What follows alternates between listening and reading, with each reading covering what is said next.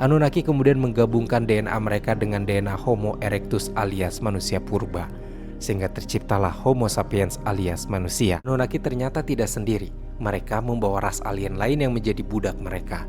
Ras itu disebut sebagai Igigi, yang melayani Anunnaki dengan melakukan kerja paksa menambang emas di bumi.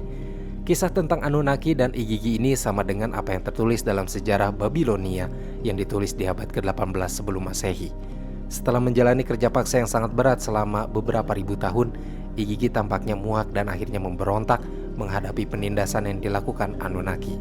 Peristiwa pemberontakan ini menjadi tragedi perang pertama di bumi. Namun, Igigi tidak bisa mengalahkan Anunnaki sehingga mereka akhirnya kalah dan dimusnahkan. Di sisi lain, setelah Igigi punah, Anunnaki kehilangan budak untuk menambang.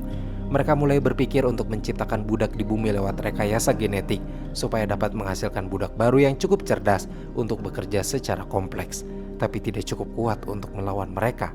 Eksperimen yang mereka jalani ini diceritakan secara rinci dalam artefak Atrahasis yang menyebut bahwa sebelum manusia tercipta, sudah ada banyak makhluk unik hasil rekayasa genetik. Makhluk-makhluk itu dianggap belum sempurna hingga beberapa di antaranya akhirnya dimusnahkan.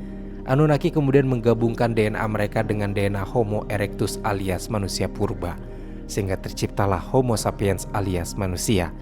Hasil persilangan ini nyatanya memuaskan Anunnaki.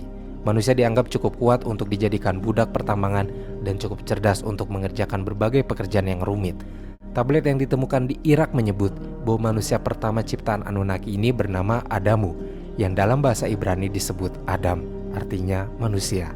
Anunnaki lalu menciptakan manusia-manusia lain. Dalam salah satu kisah disebut bahwa ada manusia yang tercipta dari tulang rusuk Adamu, yang mungkin merujuk pada Hawa dalam banyak sejarah peradaban manusia.